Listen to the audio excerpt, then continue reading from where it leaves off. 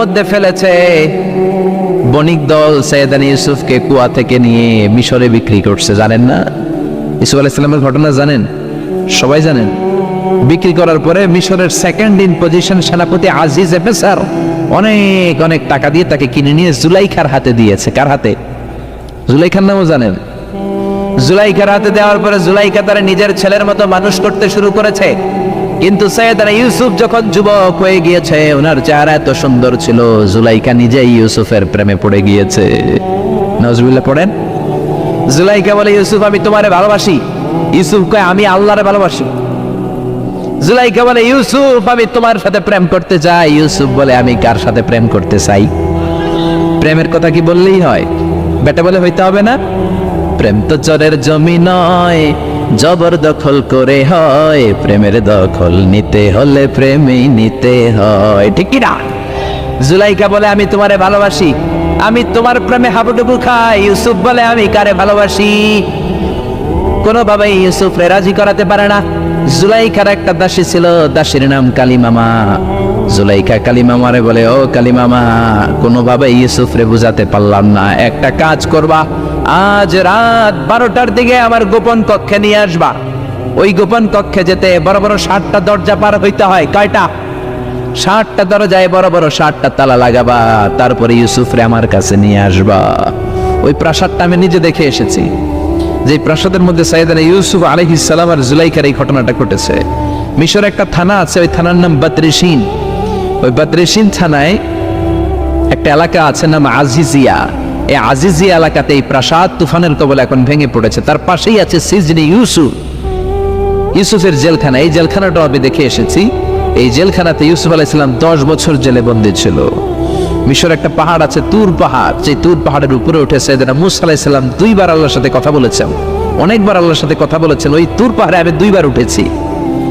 ওটার উপর একটা মসজিদ আছে, একটা গির্জা আছে, একটা সিনাগোগ আছে। 3 ধর্মের লোকদের কাছে ওটা পবিত্র জায়গা, সবাই যায়। আমরা মুসলমানরাও যাই, ইহুদিরাও যায়। ইহুদিরা সিনাগোগে যে ইবাদত করে, খ্রিস্টানরা চার্চের ভেতরে, গির্জার ভেতরে যে ইবাদত করে, আমরা মসজিদের ভেতরে যে জিকির করি। কার? লা ইলাহা লা ইলাহা ইল্লাল্লাহু মুহাম্মাদুর রাসূলুল্লাহ সাল্লাল্লাহু আলাইহি ওয়াসাল্লাম। এজন্য রব্বুল আলামিনের এমন ক্ষমতা, ছোট্ট বাচ্চার মুখেও জবান দিয়ে দিতে পারে কে?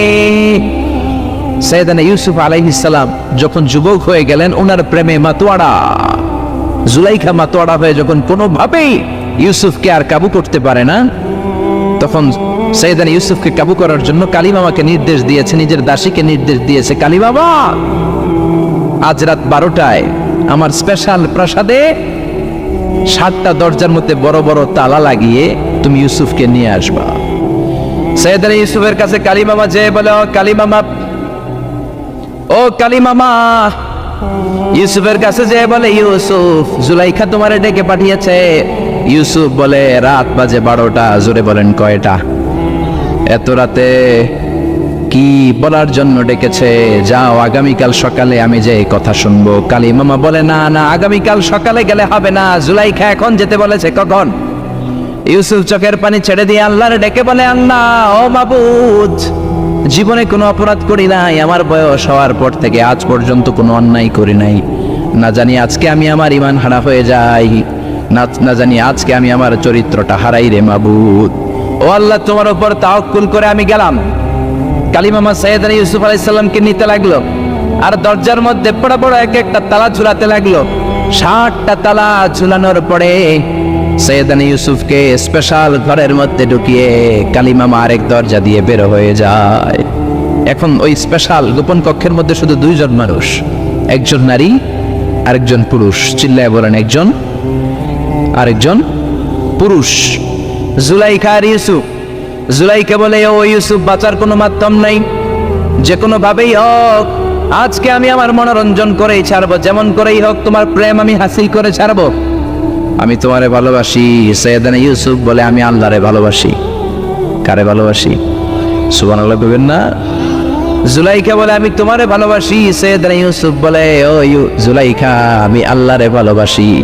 একের পর এক জুলাইখা তার দেহের কাপড় খুলতে শুরু করেছে, নিজেকে উপস্থাপন করতে শুরু করেছে। আল্লাহর নবী ইউসুফ ডান দিকে দৌড় দেয়, আবার বাম দিকে দৌড় দেয়। জুলাইখা বলে, ইউসুফ বাঁচার কোনো মাধ্যম নাই, কারণ বড় বড় 7টা তালা 7টা দরজার ভেতরে আছে না নাই? আরো জোরে বলেন, আছে রাডাই। পালানোর কোনো মাধ্যম নাই, যে কোনো ভাবেই হোক আমার হাতে তোমার ধরা দিতে হবে। সাইয়েদনা ইউসুফ চোখের পানি ছেড়ে আল্লাহরে ডেকে বলে, আল্লাহ জীবনে কোনো অপরাধ করি নাই, এই বিপদ থেকে তুমি আমারে বাঁচাও। আল্লাহ বললেন, জিব্রাইল যাও যাও তাড়াতাড়ি তুমি ইউসুফের কাছে যাও, আমার নবী ইউসুফরে বাঁচাও। আমার নবী ইউসুফের কানের সামনে যে বলো, ইলানা হিয়াতিল বাব, দরজার দিকে দৌড়াও। কোন দিকে? আরো জোরে বলেন, কোন দিকে? ইলানা হিয়াতিল বাব, দরজার দিকে দৌড়াও। সাইয়েদনা জিব্রাইল বলে, আমি পৃথিবীতে আমার পুরো জীবনে মাত্র কয়েকটা সময়ে খুব দ্রুত বাতাসের বেগে নেমে এসেছি, এর মধ্যে ওই দিন যেদিন ইউসুফের কাছে ঈমান বাঁচানোর জন্য আল্লাহ আমারে পাঠিয়েছিল। আরেকদিন হচ্ছে যে দিন ইসমাইলকে বাঁচানোর জন্য আল্লাহ আমারে দুম্বা দিয়ে পাঠিয়েছিল। আল্লাহু আকবার। সাইয়েদনা ইব্রাহিম সাইয়েদনা ইসমাইলকে জবাই করার জন্য বড় একটা তলোয়ার নিয়ে যখন কুরবানি করতে শুরু করলো, আল্লাহ বললেন, ও জিব্রাইল জান্নাত থেকে দুম্বা নিয়ে তাড়াতাড়ি দুনিয়ায় ছুটে যা, আমার ইসমাইলের গলার একটা পশমও যাতে না কেটে যায়। সাইয়েদনা জিব্রাইল বাতাসের বেগে আল্লাহু আকবার আল্লাহু আকবার আল্লাহু আকবার বলতে বলতে দুম্বা নিয়ে চলে এসেছিলেন। তিনি বলেন, আমি এই সময়টাতে সবচেয়ে দ্রুত বেগে জমিনে নেমেছি, আবার সাইয়েদনা ইউসুফের ঈমান বাঁচানোর জন্য আমি দ্রুত নেমেছি। আল্লাহু আকবার। সাইয়েদনা ইউসুফ চোখের পানি ছাড়ে জিব্রাইল কানের কাছে এসে বলো, ইউসুফ ইলা নাহিয়াতিল বাব, আল্লাহ বলছে দরজার দিকে দৌড়ান। সাইয়েদনা ইউসুফ বলে, জিব্রাইল দরজার মধ্যে তো বড় বড় তালা লাগানো। জিব্রাইল বলে, ও ইউসুফ আমি জানি না, আল্লাহ শুধু এই মেসেজটা দিয়েই আমারে পাঠিয়েছে, দরজার দিকে দৌড়াও। সাইয়েদনা ইউসুফ আল্লাহর উপর তাওয়াক্কুল করে দরজার দিকে দৌড়ালেন। জুলাইখা মনে মনে হাসে। জুলাইখা বলে, দরজায় তালা আছে না নাই? আমি ওই তালা খুলে দেওয়ার সাধ্য আমার আল্লাহর আছে না নাই? সাইয়েদনা ইউসুফ যখন প্রথম দরজার কাছে যায়, কি আজীব তামাশা, প্রথম দরজার কাছে যাওয়ার সাথে সাথেই মুহূর্তের মধ্যে টাস টাস করে প্রথম দরজার তালা খুলে যায়। কোরআনের ভেতরে এই ঘটনা আছে না নাই? ওয়া গাল্লাকাতিল আবওয়াব ওয়া ক্বালাত হাইতা লাক ক্বালা মাআদাল্লাহ। 7টা দরজায় 7টা তালা মেরেছে। তিনি দৌড়াতে লাগলেন, একটার পর একটা দরজার তালাগুলো খুলে দিতে লাগলো। কে? মুসার মতো ঈমান হলে রাস্তা হবে সাগর জলে, ইউসুফের মতন ঈমান হলে একে একে দরজা খুলে। ইব্রাহিমের মতন ঈমান যদি আজও থাকে বিদ্যমান, অগ্নিকুণ্ডে দেখতে পাবে খুবসুরত এক ফুলবাগান। সুবহানাল্লাহ। 6টা দরজার তালা খুলে যাওয়ার পরে 7ম দরজার সামনে যখন সাইয়েদনা ইউসুফ এসেছে, আল্লাহু আকবার বলে দরজার মধ্যে ধাক্কা দেয়, কিন্তু দরজা খুলে না। পিছন দিয়ে জুলাইখা আসরা নাই, আউলাকে সে পাগলা বেশে জুলাইখাও দৌড় দিয়েছে সাইয়েদনা ইউসুফকে ধরার জন্য। ঠিকই ধরে ফেলেছে। সাইয়েদনা ইউসুফের জামায় ধরে টান দেয়াতে সাইয়েদনা ইউসুফ আলাইহিস সালামের জামার পেছন দিয়ে ছিঁড়ে গিয়েছে। ইন দা মিন টাইম দরজাটাও খুলে গিয়েছে। দরজা খুলে যাওয়ার পরে দুইজন তাকিয়ে দেখে আজিজ মেসের দাঁড়ানো, জুলাইখার স্বামী দাঁড়ানো। জুলাইখার স্বামী এই দৃশ্য দেখে তো অবাক। খিরে রাত বাজে 2টা, ইউসুফ হাঁপাচ্ছে ঘামাচ্ছে, আর জুলাইখার দেহের কাপড় চোপড়ের অবস্থা ভালো না। কি ঘটনা ঘটেছে আমার বলো। ফালিয়াতাকাল্লাম আহাদুকুমা শাইআন, দুজনের একজন আমাকে কিছু তো বলো। কেউ কিছু বলে না। জুলাইখা সামনে এসে বলে, আজিজ মেসর দুধ কলা দিয়ে আমরা এতদিন সাপ পুষেছি, আজকে গভীর রাতে 7 দরজায় 7টা তালা মেরে ইউসুফ আমার ইজ্জতহানির জন্য করে হামলা দিয়েছে। হাসানা মিসা, সোরের মার বড় গলা, যুগে যুগে আছে না নাই? আইজে মেসর বলে, তোমার কোনো সাক্ষী আছে? জুলাইখা কয়, আছে। কে সাক্ষী? আমার দাসী কালী বাবা। এই কালী বাবা, সত্যি নাকি? কয় 100% সত্য।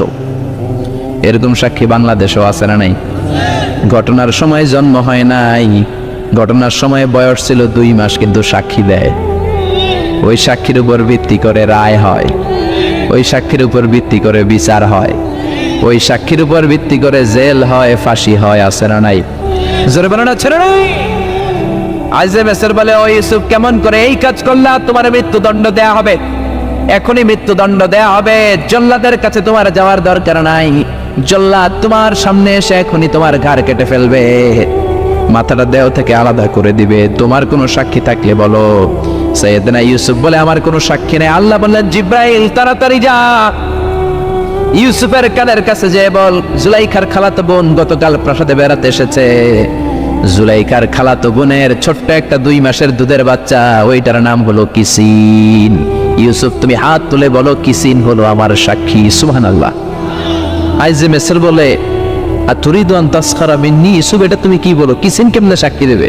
বয়স মাত্র 2 মাস, দুধ খায়, মায়ের কোলে কাঁদে। ইউসুফ বলে, আমি এত কিছু জানি না, কিসিন আমার সাক্ষী। কিসিনকে আনা হলো। সাইয়েদনা ইউসুফ কিসিনের মাথায় হাত বুলায় আর বলে, ও কিসিন, ইশহাদি বিল হক, আল্লাহর নামে তুই সত্য সাক্ষী দে। ছোট্ট 2 মাসের দুধের বাচ্চা কিসিন বড়দের মতো কথা বলতে শুরু করলো, বলতে আরম্ভ করলো, ইন কানা কামিসুহু কুদ্দা মিন কুবুলিন। সুবহানাল্লাহ পড়েন। ইন কানা কামিসুহু কুদ্দা মিন কুবুলিন ফাসাদাকাত হুয়া মিনাল কাযিবিন ওয়া ইন কানা কামিসুহু কুদ্দা মিন দুবুরিন ফাকাযাবাত হুয়া মিনাস সাদিকিন। ও আজিজে মিসর, ইউসুফের জামা চেক করো, জামার সামনের দিক দিয়ে ছেঁড়া হলে ইউসুফ দোষী, আর জামার পেছনের দিক দিয়ে যদি ছেঁড়া থাকে তোমার বউ জুলাইখা দোষী। জামার কোন দিক দিয়ে ছেঁড়া? জোরে বলেন। ছোট্ট কিসিনের সাক্ষীর মাধ্যমে সাইয়েদনা ইউসুফকে বাঁচায়া দিল কে? আরো জোরে বলেন কে? আল্লাহ বলছেন, ওয়াকাদা রাব্বুকা আল্লা তা'বুদু ইল্লা ইয়্যাহু ওয়া বিল ওয়ালিদাইনি ইহসানা। আমি আল্লাহর স্পেশাল 2টা ফয়সালা আমি তোমাদেরকে জানিয়ে দিচ্ছি। 2টা ফয়সালা। কয়টা? 2টা সিদ্ধান্ত। কয়টা? এই সিদ্ধান্তগুলা অনড় সিদ্ধান্ত, এটার কোনো নড়চড় নাই। আর ফয়সালার সিদ্ধান্তগুলো দিয়েছে কে? 1 নম্বর ফয়সালা হচ্ছে, আল্লাহ তা'বুদু ইল্লা ইয়্যাহু, তোমরা কারো ইবাদত করতে পারবে না একজনের ছাড়া, তিনি কে? এজন্য রব্বুল আলামিন বলেন, ওয়াকাদা রাব্বুকা আল্লা তা'বুদু ইল্লা ইয়্যাহু ওয়া বিল ওয়ালিদাইনি ইহসানা।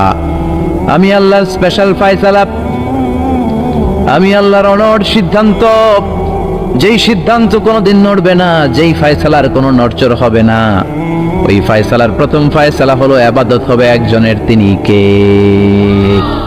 আবার আল্লাহ বললেন, মানব জাতি, জিন জাতি, এই 2টা জাতিকে আমি সৃষ্টি করেছি শুধু আমার ইবাদতের জন্য, ঠিক কি না? আমা খালাকাতুল জিন্না ওয়াল ইনসা ইল্লা লিয়াবুদুন। মানব জাতি, জিন জাতি সৃষ্টির মূল উদ্দেশ্য, লক্ষ্য শুধুমাত্র আমি আল্লাহর ইবাদত করা।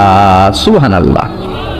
আবার এই পৃথিবীতে যত নবীরা এসেছেন, সব নবীদেরও একই দাওয়াত ছিল, কমন দাওয়াত, কমন মিশন, কমন কথা, ইয়া কওমি ইবুদুল্লাহা মা লাকুম মিন ইলাহিন গায়রুহু। ও আমার কওমের লোকেরা, ও আমার উম্মতেরা, ও আমার স্বজাতির লোকেরা, খবরদার, ইবাদত করলে একজনের করবা, তিনি কে?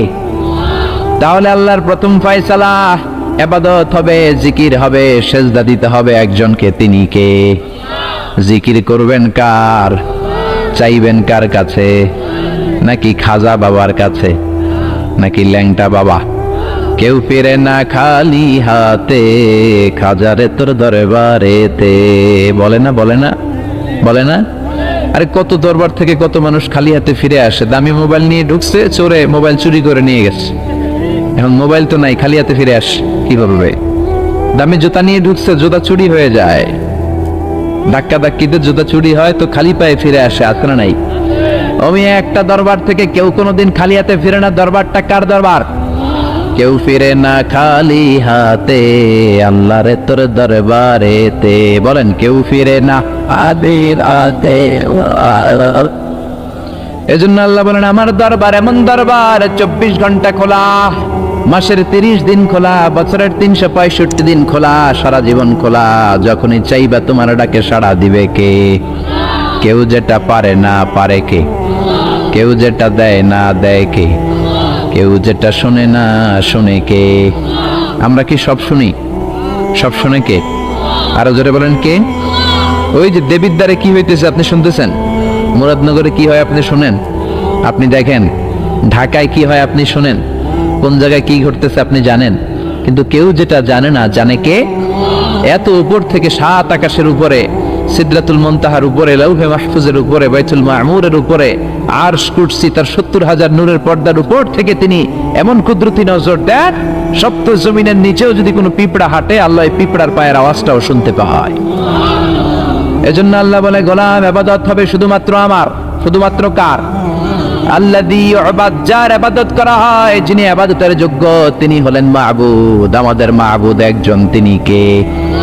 এজন্য প্রত্যেক নামাজে আমরা আল্লাহরে বলি, ইহদিনাস সিরাতাল মুস্তাকিম। ও আল্লাহ, আমাদেরকে তুমি সিরাতুল মুস্তাকিম দাও। আল্লাহ বলে, আমার ইবাদত কর। আমার ইবাদত করলে এটাই সিরাতুল মুস্তাকিম। সুবহানাল্লাহ কইবেন না?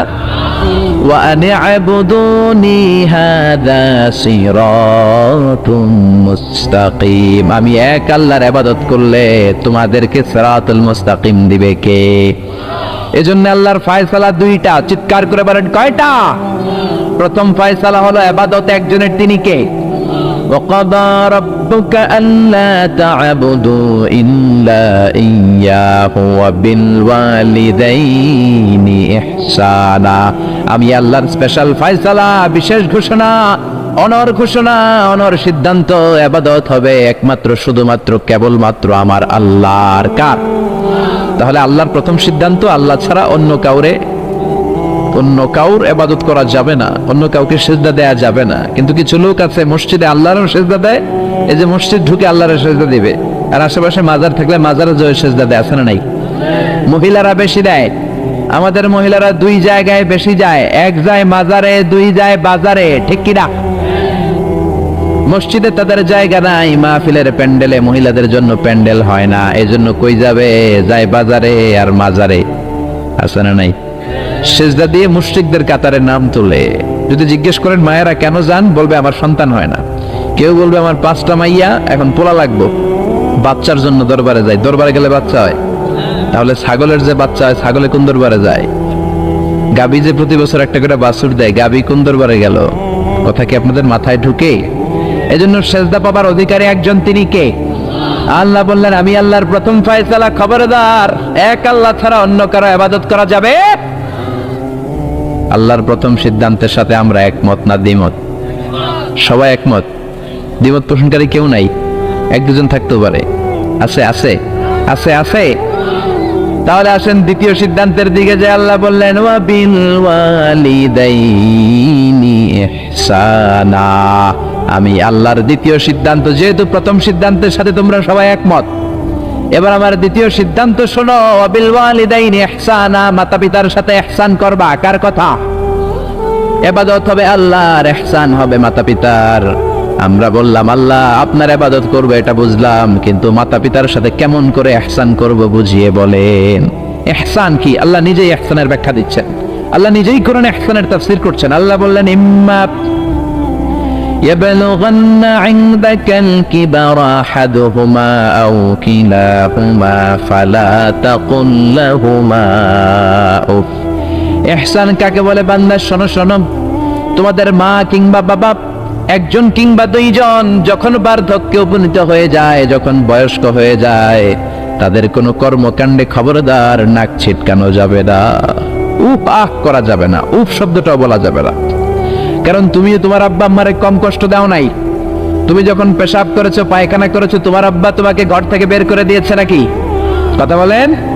শীতের রাতে ডান দিকে নিয়ে তোমার মা তোমারে ঘুমালো, শীতের রাতে ডান দিকে পেশাব করে ভিজিয়ে দিয়েছো, মা তোমারে ঘর থেকে বের করে দেয় নাই, মা তোমারে বাম দিকে রেখেছে। বাম দিকেও পেশাব করছো, মা তখনও বের করে দেয় নাই, বুকের উপরে রেখেছে। রাত 3টার দিকে, মাঘ মাসের শীতে, কনকনে শীতে, বুকের উপরে পেশাব করে মায়ের শাড়িটা ভিজিয়ে দিয়েছো। রাত 3টার দিকে উঠে তোমার মা আরেকটা জামা পরে আবার তোমারে বুকে নিয়ে ঘুমায়। তোমার মা কি তোমারে বের করে দিছে নাকি? পেশাব করে পায়খানা করে ঘরটারে তুমি ছারখার করেছো, তারপরে তোমার মা বাবা তোমারে বের করে দেয় নাই, তোমারে ঘর থেকে তাড়িয়ে দেয় নাই, তোমার এতিমখানায় রেখে আসে নাই। তোমার মা বাবা বয়স্ক হওয়ার কারণে তাদের কোনো কর্মকাণ্ডে খবরদার নাক ছিটকাবা না, এমনকি উফ আহ উফ শব্দটাও করা যাবে না। কার কথা? মা বাবা তোমারে ঘর থেকে যেমনি বের করে নাই, মা বাবা যেমনি তোমার এতিমখানায় দিয়ে আসে নাই, তেমনি তোমার মা বাবা যখন হয়ে যায়, বার্ধক্যে পৌঁছে যায়, মা বাবারে খবরদার বৃদ্ধাশ্রমে দিয়ে শোনা। কার কথা? বৃদ্ধাশ্রম বাংলাদেশে আছে না নাই? ছেলে আমার মস্ত মানুষ, মস্ত অফিসার, মস্ত ফ্ল্যাটে যায় না দেখা এপার ওপার, নানান রকম জিনিস আর আসবাব দামি দামি, সবচেয়ে কম দামি ছিলাম একে মাত্র আমি। ছেলের আবার আমার প্রতি অগাধ সম্ভ্রম, আমার ঠিকানা তাই বৃদ্ধাশ্রম। ঠিক কি না? কপাল পরা অনেক ডাকাত আছে, মা বাবা বয়স হয়ে যাওয়ার কারণে তাদের কর্মকাণ্ডগুলো আর ভাল লাগে না, মা বাবারে বৃদ্ধাশ্রমে দিয়ে আসে। যেই ছেলে মেয়েগুলো মা বাবারে বৃদ্ধাশ্রমে দেয়, তোদের কপালে বুড়া হইলে বৃদ্ধাশ্রম জুটবে না, বাঙ্গা থালা হাতে নিয়ে তুই ভিক্ষা করে খাবি। ঠিক কি না?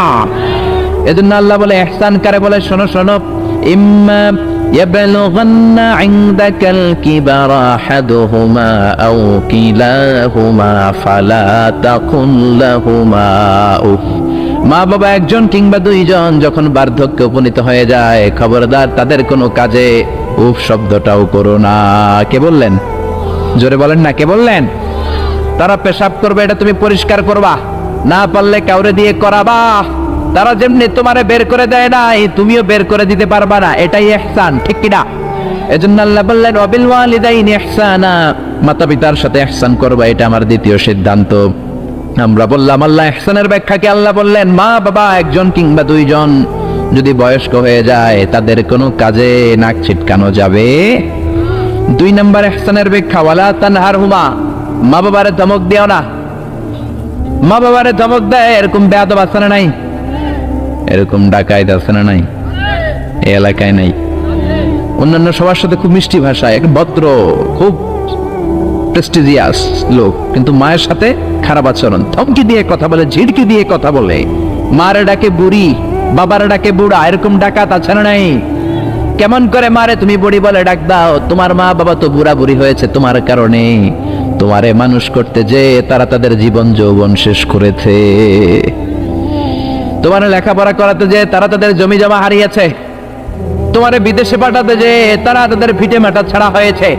কেমন করে মারে তুমি বুড়ি ডাকো, বাবারে তুমি বুড়া ডাকো? খবরদার, আল্লাহ বললেন ওয়ালা তানহারহুমা, আব্বা আম্মা কাউরে তোমরা ধমক দিও না। ধমক দেওয়া যাবে? কথা বলেন। এরপর আল্লাহ বললেন ইহসানের 3 নম্বর ব্যাখ্যা, ওয়াকুল লাহুমা কওলান কারীমা, মা বাবা দুইজনের সাথে ভালো আচরণ করো, কোমল ভাষায় কথা বলো। কার আইন? আইনটা কার? যত কার্টিসি তুমি জানো, যত ভদ্রতা, যত পোলাইটনেস, যত হাম্বলনেস তোমার জানা আছে, সব ভদ্রতাকে উজাড় করে মা বাবার সাথে কথা বলো। চিল্লা এখন, ঠিক কি না? এরপর আল্লাহ বললেন ওয়াখফিদ লাহুমা জানাহায যুল্লি মিনার রাহমাতি ওয়া কুর রাব্বিরহামহুমা কামা রাব্বায়ানি সাগীরা। ওয়াখফিদ লাহুমা জানাহায যুল্লি মিনার রাহমা, রহমতের ডানা মা বাবার দুইজনের জন্য বিছিয়ে দাও। তোমার যত অর্থ আছে মা বাবার জন্য খরচ করো, তোমার যত ক্ষমতা আছে মা বাবা দুইজনের পায়ের সামনে ঢেলে দাও। ঠিক কিনা? আপনার সম্পদ আপনি মা বাবার জন্য ব্যয় করবেন, আপনার ক্ষমতা আছে মা বাবার পায়ের সামনে আপনি ক্ষমতা বিছিয়ে দেন, আপনার জীবনটার উজালা করে দিবে কে? আর আব্বা আম্মা একজন কিংবা দুইজন যদি এই ক্ষণস্থায়ী দুনিয়া ছেড়ে পড়ে চলে যায়, আব্বা আম্মার কবরের সামনে দাঁড়িয়ে দোয়া কর, রব্বিরহামহুমা কামা রাব্বায়ানি সাগীরা ওয়া কুর রব্বিরহামহুমা কামা রাব্বায়ানি সাগীরা। ও আল্লাহ, আব্বা আম্মা দুজন আমরা যখন ছোট ছিলাম আমাদেরকে যেমনি আদর দিয়ে, সোহাগ দিয়ে, ভালোবাসা দিয়ে আমাদেরকে কাছে টেনে নিয়েছে, আমার আব্বা আম্মা দুইজনকে তুমিও তোমার কাছে আদরের চাদর দিয়ে তোমার কাছে তুমি টেনে নিও। পড়ে না আমিন? আর জোরে আমিন। এই জন্য আমার আল্লাহর স্পেশাল সিদ্ধান্ত কয়টা? প্রথম সিদ্ধান্ত ইবাদত হবে কার? দ্বিতীয় সিদ্ধান্ত ইহসান হবে কার সাথে? দ্বিতীয় সিদ্ধান্তের সাথে আপনারা একমত? এটাও দ্বিমত নাই? এই জন্য ইবাদত হবে আল্লাহর, ইহসান করতে হবে মাতা পিতার সাথে। ইহসান মানে ভালো আচরণ, ইহসান মানে খেদমত করা, ইহসান মানে কোমল ভাষায় কথা বলা। ইহসান মানে মা বাবা বেঁচে না থাকলে কবরের সামনে দাঁড়িয়ে দোয়া করা। ইহসান মানে টাকা পয়সা সব মাতা পিতার পায়ের সামনে বিছিয়ে দেয়া, ঠিক কিনা? এই পৃথিবীতে যত ভালো কাজ আছে, এই সবগুলো ভালো কাজকে যদি একসাথে র্যাঙ্কিং করেন, র্যাঙ্কিং এ উপরের দিকে চলে যাবে মা বাবার খেদমত করেন। সুবহানাল্লাহ। এই জন্য এক সাহাবী বিশ্বনবীরে বললেন, ইয়া রাসূলুল্লাহ, ইয়া হাবিবাল্লাহ, আইয়ুল আ'মালি আফদাল। ও নবী, এই পৃথিবীর বুকে সব চাইতে ভালো আমল কোনটা? বিশ্বনবী বললেন, 3টা কাজ পৃথিবীর বুকে সব চাইতে ভালো। জোরে বলেন কয়টা? 1 নম্বরে as-সালাতু ফি ওয়াক্তিহা, সময় মতো নামাজ।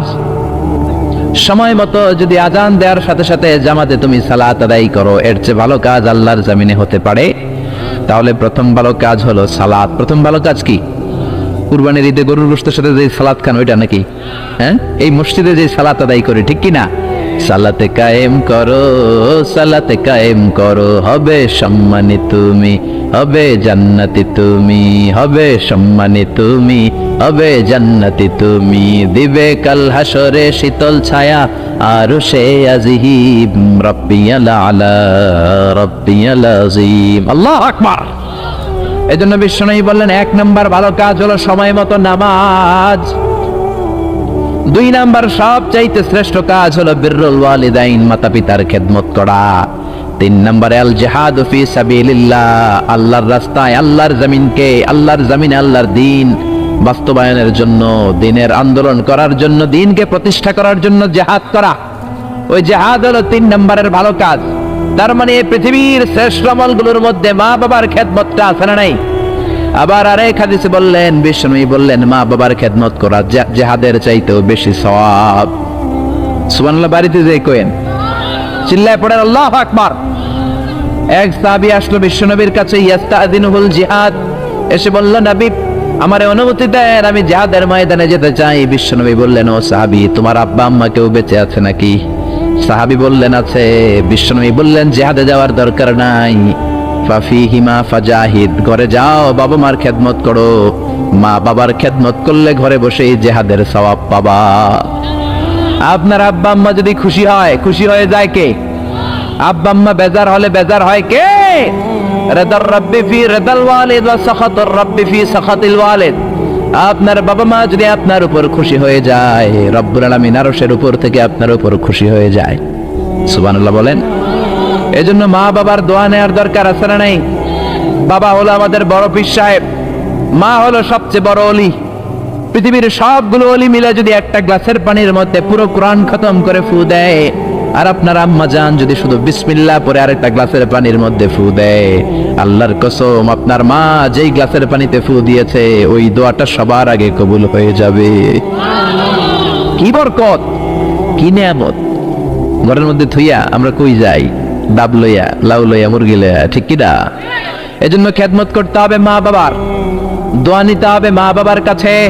অনেক কপাল পোড়া আছে মাজারে যে মশারি দেয়, কিন্তু নিজের বাবারে মশাই কামড়ায়, মারে মশাই কামড়ায়, আছে না নাই? মাজারে মশারি টাঙায় রাখে, ওর বাবারে কামড়াবে। বন্ডের একশের, ঠিক কিনা? এই বন্ডের সাথে, বন্ডামির সাথে ইসলামের কোন সম্পর্ক? দোদেল বান্দা কালমা চোর, না পায় শ্মশান না পায় গোর, দিন থাকিতে আয়রে পথে ছাইড়া দে ভণ্ডামি, ভণ্ডামি ভণ্ডামি ভণ্ডামি। এদেশে ভণ্ডামি আছে না নাই? এলাকা একটু কম না? নামাজ কালাম পড়ে না, ইবলিস শয়তানের নানা, আছে না নাই? নামাজ রোজা করে না, ইবলিস শয়তানের নানা, ধর্মের একখান খুঁটি ধইরা কয়দিন করবা হয়রানি, ভণ্ডামি ভণ্ডামি ভণ্ডামি, ছাইড়া দে ভণ্ডামি, ঠিক কি না? এজন্য এই ভণ্ডামির সাথে ইসলামের কোনো সম্পর্ক নাই। অনেক কপাল পোড়া মাজারে যে মশারি টাঙায়, কিন্তু নিজের মায়ের মশাই কামড়ায়, নিজের বাবারে মশাই কামড়ায়, আছে না নাই?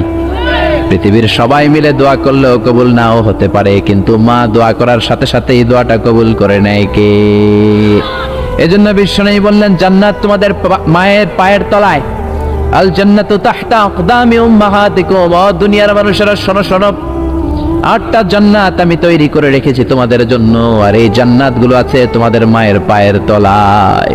ওগো মা, তুমি এই ধরনের শ্রেষ্ঠ নেয়ামত তোমারই পদ তলে রয়েছে জান্নাত।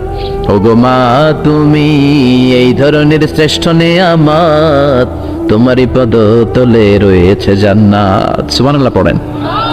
আমি এই পৃথিবীর পুরুষ মানুষগুলোর পায়ের নিচে থাকে জুতা, জুতার নিচে থাকে মাটি আর বালি, আর এই পৃথিবীর মহিলা মানুষদের মায়েদের পায়ের নিচে আল্লাহর জান্নাত আছে না নাই?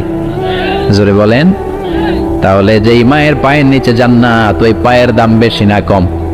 এই পৃথিবীটারে 1000 বার বিক্রি করলে বিক্রির টাকা দিয়া জান্নাতের একটা চেয়ারের দাম হবে? আর যে 8টা জান্নাত মায়ের পায়ের নিচে পড়ে আছে, ওই পা দুইটার দাম আল্লাহর কাছে বেশি না কম? জোরে বলেন। এই জন্য দোয়া চাবেন মায়ের কাছে, দোয়া চাবেন বাবার কাছে, হাদিয়া দিবেন সবার আগে আম্মারে, সবার আগে আব্বারে। চাকরি থেকে বেতনটা পাওয়ার পরে ওইখান থেকে সবার আগে যেই টাকাটা হাতে তুলে দিবেন, ওই টাকাটা মায়ের হাতে দিবেন। কার কাছে? নাকি বউয়ের হাতে? বউয়ের হাতে দিবেন, কিন্তু আগে মায়ের হাদিয়া করবেন, ঠিক কিনা? কারণ বউ গেলে বউ পাওয়া যায়, বন্ধু গেলে বন্ধু পাওয়া যায়, গার্লফ্রেন্ড চলে গেলে গার্লফ্রেন্ড পাওয়া যায়, মা চলে গেলে মা পাওয়া যায় নাকি? জোরে বলে। মা চলে গেলে মা আর ফিরে আসে না। এজন্য বিশ্বনবী বলেন জান্নাতের 2টা স্পেশাল দরজা আছে, এক দরজার নাম আব্বা, আরেক দরজার নাম আম্মা। এই 2টা দরজা আমাদের ঘরে আছে না নাই?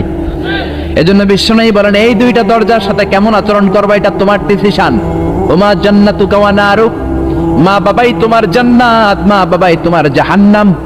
মা বাবার সাথে যদি ভালো আচরণ করো 8টা জান্নাতের দরজা খুলে দিবে কে? আর মা বাবার সাথে যদি খারাপ আচরণ করো জাহান্নাম গুলা তৈরি আছে না নাই? মা বাবা যদি হিন্দু হয়, যদি বৌদ্ধ হয়, যদি খ্রিস্টান হয়, নাস্তিক হয়, তারপরেও মা বাবার সাথে ভালো আচরণ করতে হবে। নাকি হিন্দু হওয়ার কারণে বাদ দিয়ে দিবেন? বাংলাদেশে এরকম অনেক হিন্দু ফ্যামিলি আছে, ওই ফ্যামিলির ছেলে তাফসীর মাহফিলে আইসা কোরআনের কথা শুনে মুফাসসিরে কোরআনের হাতে হাত রেখে কালিমা পড়ে মুসলমান হয়ে গেছে, আছে না নাই? কিন্তু মা মুসলমান হয় নাই, বাবা মুসলমান হয় নাই। খবরদার, মা বাবা হিন্দু থাকলেও তোমার মা বাবা তার জন্য খরচ করবা, ভালো আচরণ করবা, তার কাছ থেকে আশীর্বাদ নিবা। মা বাবার দোয়া আশীর্বাদ কবুল করে নেয় কে? এটা হিন্দু হোক, বৌদ্ধ হোক, নাস্তিক হোক, কোনো বিষয় না। আসমা বিনতে আবি বকর বিশ্বনবীর শালী। বিশ্বনবীর শালীর নাম কি? আসমা বিনতে আবি বকর। বিশ্বনবীরে বললেন নবী আনা মুসলিমা, আমি মুসলিমা, আমার আম্মা মুশরিকা, আফাসিলুহা, বুখারীর বর্ণনা। এখন আমি কি করব? আম্মা যদি আমার কাছে আসে আম্মা জানের সাথে ভালো আচরণ করব নাকি? আম্মা তো মুশরিকা, আমি মুসলিমা। বিশ্বনবী বললেন খবরদার, মুশরিকা হোক কাফেরা হোক, সিলিহা, মা বাবার সাথে ভালো আচরণ করো। অবশ্যই তোমার মায়ের দোয়া তুমি নিবে, অবশ্যই তোমার মায়ের সাথে তুমি ভালো আচরণ করবে। চিল্লা এখন ঠিক কিনা? এই পৃথিবীতে অনেক নবী ছিল, যেই নবীদের বাবা ছিল মুশরিক কাফের, আছে না নাই? সাইয়েদনা ইব্রাহিম, গোটা মুসলিম মিল্লাতের পিতা, জাতির পিতা সাইয়েদনা ইব্রাহিম আলাইহিস সালাম, উলুল আজমি মিনার রাসূল, জালিল কাদর পয়গম্বর, কিন্তু ওনার আব্বা কালিমা পড়ে মুসলমান হয় নাই। বাবার নাম কি? আযর। মুশরিক, মূর্তি বানাইতো, মূর্তি বানানোর ইন্ডাস্ট্রি ছিল তার বাবা। চিল্লা এখন ঠিক কিনা? তাই বলে কি বাবার সাথে খারাপ আচরণ করছে? বাবারে গালি দিছে? ইয়া আবাতি লিমা তা'বুদু মা লা ইয়াসমা'ু ওয়া লা ইউবসিরু ওয়া লা ইউগনি আনকা শাইআ। শ্রদ্ধা সহকারে, সম্মান সহকারে বাবারে নসিহত করেছ, বাবা কেন আপনি ওই মূর্তির পূজা করেন যেই মূর্তি কানে শোনে না, যেই মূর্তি চোখে দেখে না, যেই মূর্তি ভালো মন্দ আপনার কিছু করতে পারে না, ওই মূর্তির পূজা কেন করেন? সম্মানের সাথে বাবারে দিনের দাওয়াত দিলেন, কিন্তু বাবার সাথে কোনোদিন খারাপ আচরণ করে নাই। সুবহানাল্লাহ। এজন্য আল্লাহ বলেন আমার ফয়সালা 2টা। কয়টা? ইবাদত হবে কার আর ইহসান হবে কার সাথে? বিশ্বনবী বললেন ইহসান করবা না কেন? কারণ এই মা বাবা এমন রহমত, মা বাবার চেহারার দিকে তাকালেই সওয়াব আছে না নাই? বিশ্বনবী বলতেন নাযার ইলা সালাসাতি আশিয়া ইবাদাত, 3টা জিনিসের দিকে রহমতের নজর করে তাকালে আমলনামায় সওয়াব দেয় কে? 1 নম্বরে নাযার ইলাল মুসহাফ, কোরআনের দিকে রহমতের নজরে তাকালে সওয়াব আছে না নাই? 2 নম্বরে নাযার ইলাল কাবা, হজ করতে গেলেন, উমরা করতে গেলেন, কাবার দিকে নজর দেওয়ার সাথে সাথে সওয়াব আছে না নাই? 3 নম্বরে নাযার ইলা ওয়াজহিল ওয়ালিদাইন, মাতা পিতার চেহারার দিকে রহমতের নজরে একবার তাকালে কবুল হজের সওয়াব দিবে কে? এক সাহাবী বললেন ও নবী গো ওয়ালাউ মিআ মাররা, 100 বার যদি আমি আমার আম্মার চেহারার দিকে রহমতের নজরে তাকাই তাহলে কি 100টা কবুল হজের সওয়াব হবে নাকি? বিশ্বনবী বললেন নাম ওয়ালাউ মিয়া মাররা, 100 বার নজর করে তাকালে 100টা কবুল হজের সওয়াব হয়ে যাবে। 4 লক্ষ টাকা খরচ করে আপনি হজ করে আসছেন, বুকে হাত দিয়ে বলতে পারবেন যে হজটা কবুল? বলতে পারবেন? কোনো গ্যারান্টি ওয়ারেন্টি আছে? আছে আছে। কিন্তু মা বাবার চেহারার দিকে নজর করলে কবুল হজের সওয়াব আমল নামায় দিবে কে? মা বাবা এমন জিনিস, দোয়া করলেই কবুল। মুহূর্তের মধ্যে মায়ের দোয়া কবুল করে কে? মায়ের শুধু দোয়াটাই কবুল না, বদদোয়াটাও কবুল। যদি শুধু দোয়াটা কবুল হইতো তাহলে বলতে পারতাম আরে দোয়া না করলে কি হয়েছে। কিন্তু শুধু দোয়াই না, দোয়াও কবুল, বদদোয়াও, দোয়াও কবুল, বদদোয়াও। এজন্য মা বাবার ছেলে মেয়েদের উদাহরণ হচ্ছে তরমুজ আর ছুরির মতো। মা বাবা হলো ছুরি, ছেলে মেয়ে হলো তরমুজ। তরমুজ নিচে রেখে উপর থেকে ছুরি মারলে তরমুজ কেটে যায়, আবার নিচে ছুরি রেখে উপর থেকে তরমুজ ফেলে দিলেও তরমুজ কেটে যায়। উভয় অবস্থায় তরমুজ কেটে যায়, ছুরির কিছু হয় না, ঠিক কি না? আপনি বুলেট মারলে অনেক সময় বুলেট মিস হতে পারে, নাকি বুলেট মিস হয় না? গুলি মারলে হয় না? হয় না? ড্রোন হামলা করলেন, মিসাইল হামলা করলেন, মিস হতে পারে, কিন্তু মায়ের দোয়া জোরে বলেন না, মিস হবে? এজন্য বিশ্বনবী বলতেন সালাসু দাওয়াতিন মুস্তাজাবা, 3 ব্যক্তির দোয়া মুহূর্তের মধ্যে কবুল হয়ে যায়। 1 নম্বরে হলো দাওয়াতুল মুসাফির, মুসাফিরের দোয়া কবুল করে কে? 2 নম্বরে দাওয়াতুল মাজলুম, অত্যাচারিত ব্যক্তির দোয়া কবুল করে কে? 3 নম্বরে দাওয়াতুল ওয়ালিদাইনি লিওয়ালাদিহি, মাতা পিতার দোয়া, যখন মাতা পিতা ছেলে মেয়েদের জন্য দোয়া করে ওই দোয়াটাও কবুল করে কে? মাতা পিতার দোয়াও কবুল, বদদোয়াও, জোরে জোরে বলেন, দোয়াও কবুল, বদদোয়াও। বদদোয়া করলেও কবুল হয়ে যাবে। বুখারীর বর্ণনা, জুরাইজ নামে এক আল্লাহর ওলি ছিল। আল্লাহর ওলির নাম কি? আরো জোরে বলেন। জুরাইজ নামে এক আল্লাহর ওলি ছিল, বনি ইসরায়েলের অনেক বড় আবেদ। পাহাড়ের উপরে ওনার গির্জা, ওই গির্জার মধ্যে রাত্রিবেলায় তাহাজ্জুদ পড়তে পড়তে আল্লাহর ওলি হয়ে গেছে। ওই গির্জার পাশে ছোট্ট ঘর থাকে তার মা, রাত্রিবেলায় তাহাজ্জুদের নামাজ পড়ছেন। ওমিয়া তাহাজ্জুদ ছাড়া আল্লাহর ওলি হওয়া যায় নাকি? আমিনাল লাইলি ফাতাহাজ্জাদ বিহি নাফিলাতান লাকা আসা আন ইয়াবআসাকা রাব্বুকা মাকামাম মাহমুদা। তাহাজ্জুদের নামাজ পড়লে আপনার মর্যাদা বাড়ায় দিবে কে? উনি তাহাজ্জুদের নামাজ পড়তেছেন, রাত 2টা। ওনার মা ডাক দিল, ইয়া জুরাইজ, ও জুরাইজ। জুরাইজ মনে মনে ভাবে, হায় হায়, নামাজেও দাঁড়াইলাম, মায়েও ডাক দিল, এখন কি করি? নামাজ পড়বো না মায়ের ডাকে সাড়া দেব? মনে মনে ভাবলো নামাজটা পড়ে নেই, 2 রাকাতের নামাজ, বেশি সময় লাগবে না। নামাজের পরে মায়ের কাছে যাব, হয়তো মায়ের পিপাসা লেগেছে, পানি খাবে। মায়ের ডাকে সাড়া দেয় নাই। কিছুক্ষণ পর আবার মা তারে ডাক দিল, ইয়া জুরাইজ, ও জুরাইজ। জুরাইজ আবার নামাজ চালিয়ে গেল। মনে মনে ভাবলে একটু পরে যাই, নামাজটা শেষ করেই মায়ের কাছে যাব। মা কিছুক্ষণ পরে আবার ডাক দিল, জুরাইজ। জুরাইজ বলে, হায় হায়, মা তো শুধু ডাকতেই থাকে, নামাজ পড়ে মায়ের কাছে যাব। কিন্তু মায়ের সহ্য হয় নাই, মায়ের মনে কষ্ট চলে আসছে। মা মনে ব্যথা পেয়ে গেছে, ব্যথা পাওয়ার সাথে সাথে বদদোয়া করে ফেলছে। আর ওই বদদোয়া কবুল করে ফেলছে কে? এজন্য মায়ের দোয়াও কবুল, বদদোয়াও। বদদোয়া করেছে, আল্লাহুম্মা লা তুমিতহু ইল্লা আন তুরিয়াহুল মুমিসাত, ও আল্লাহ, কোন বেশ্যা নারীর ফিতনায় না ফেলে তুমি জুরাইজকে মরণ দিও না। বদদোয়াটা কবুল করে নিল কে? কিছুদিন পরে আবার জুরাইজ তাহাজ্জুদের নামাজ পড়তেছে, এক বেশ্যা নারী আসছে, এসে বলে, জুরাইজ দরজা খোলো।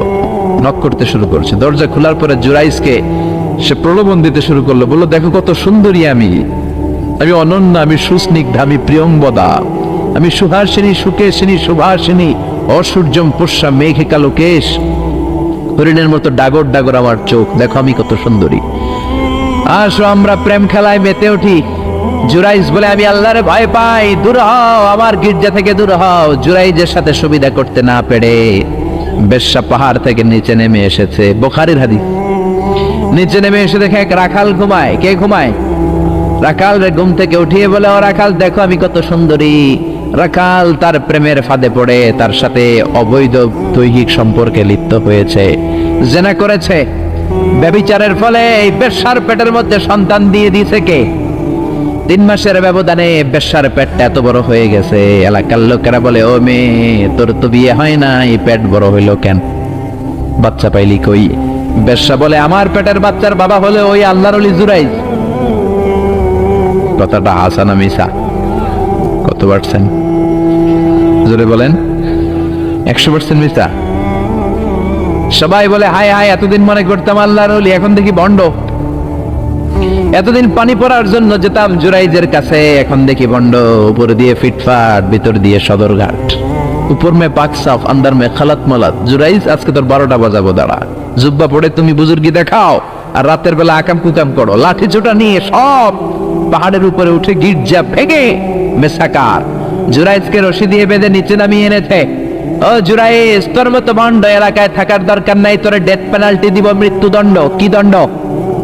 জুরাইজ বলে, হায় হায়, কেন আমার গির্জা বাংলা? কেন আমারে মারতেছো ধরতেছো জানি না, একটা বারের মতো বলো আমার অপরাধ কি? সবাই বলে, জুরাইজ, তোর মতো ভণ্ড এই তল্লাটে কেউ উড়ায়। জুরাইজ বলে, ঠিক আছে, আমারে মৃত্যুদণ্ড দিও, আগে বলো অপরাধ কি? সবাই বলে, এই বেশ্যার সাথে তুই পাপ কাজে লিপ্ত হয়েছিস। এই মহিলার পেটের মধ্যে যেই বাচ্চা, ওই বাচ্চার বাবা হলি তুই, জুরাইজ। জুরাই বলে, আল্লাহ, কোন বিপদে তুমি আমারে ভালাইলা? কিছুই তো জানি না আমি।